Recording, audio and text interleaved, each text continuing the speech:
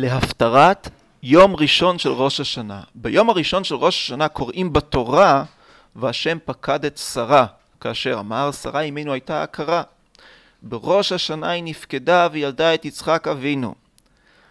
ההפטרה היא גם עניין הלידה. בתחילת ספר שמואל שם מסופר שחנה הייתה עקרה, היא התפללה, היא זכתה לבן שמואל הנביא. היא שרה את שירת חנה והודתה להשם יתברך. גם חנה נפקדה בראש השנה. אומרת הגמרא בראש השנה י"א, בראש השנה נפקדה שרה, רחל וחנה. בראש השנה, אם כך, אנחנו מעוררים רחמי שמיים שיפקוד גם אותנו, וגם מעוררים את עצמנו לתפילה, לפעול ישועות גם למעלה מדרך הטבע, היות והכל תלוי ביום הזה. מסופר בהפטרה, בכל מועד, בכל שנה, מימים ימימה, חנה עולה עם אלקנה אישה, יחד עם כל הנלווים אליו, עלייה לרגל, להשתחוות ולסבוח לפני השם צבקות בשילה. אף על פי שאלקנה נתן לחנה מנה אחת אפיים, מנה משובחת ומובחרת יותר מכל המנות שהוא נתן לכולם, אבל חנה לא אוכלת עם כולם. היא בוכה ותבכה ולא תאכל. אלקנה מנסה לפייס את חנה אשתו, ויאמר לה אלקנה אישה, חנה, למה תבכי ולמה לא תאכלי ולמה ירא לבבך? הלא אנוכי טוב לך מ10 בנים.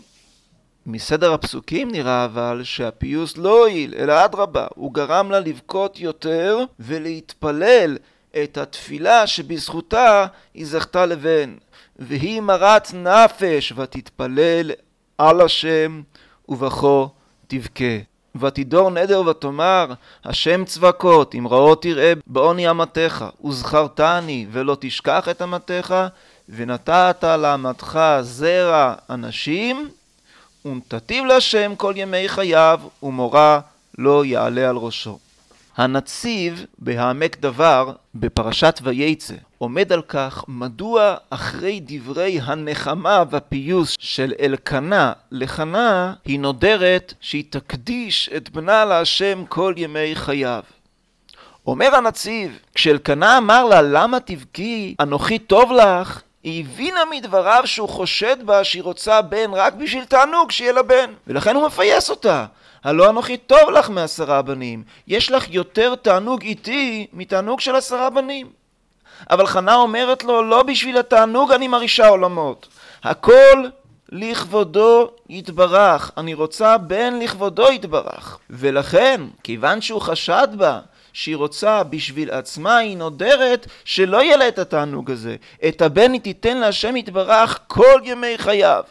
ידועים גם דברי נפש החיים, הוא מפרש את הגמרא בברכות על חנה שהתיחה דברים כלפי מעלה, כמו שכתוב, והיא מרת נפש ותתפלל על השם.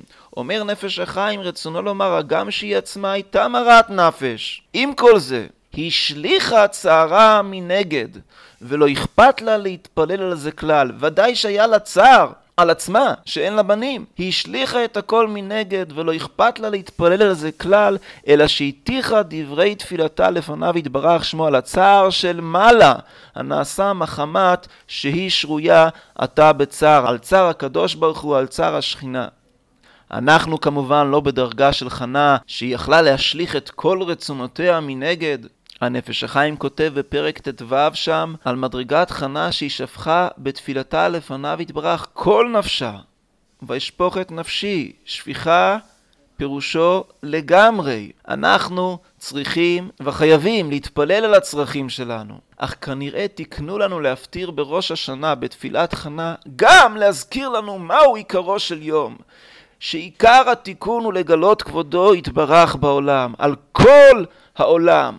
לא באופן חלקי, באופן שלם, כמו שאנחנו מתפללים. מלוך על כל העולם כולו בכבודך, וינשא על כל הארץ ביקריך, והופע באדר גרנוזך על כל יושבי תבל ארצך, וידע כל פעול כי אתה פעלתו, ויבין כל יצור כי אתה יצרתו, ויאמר כל אשר נשמה ואפו, השם אלוקי ישראל מלך ומלכותו בכל משלה. יהי רצון שנזכה אנחנו לעשות רצונו ולעובדו בלבב שלם מתוך בריאות ושמחה כל הימים, וכך נזכה לגילוי כבודו עלינו ועל כל העולם מהרה. כלשון הפסוק החותם את ההפטרה, השם יחתו מריביו, כל אויבי השם ואויבי ישראל יחתו יפלו ויהיו למרמס, עליו בשמיים ירעם. אפילו אם האויבים יעלו למעלה לשמיים, הקדוש ברוך הוא ישפילם, יפחידם בכל חזק. השם ידין אפסי ארץ, הוא ידון ויעניש את כל אויבי השם בכל מקום שהם נמצאים על פני העולם.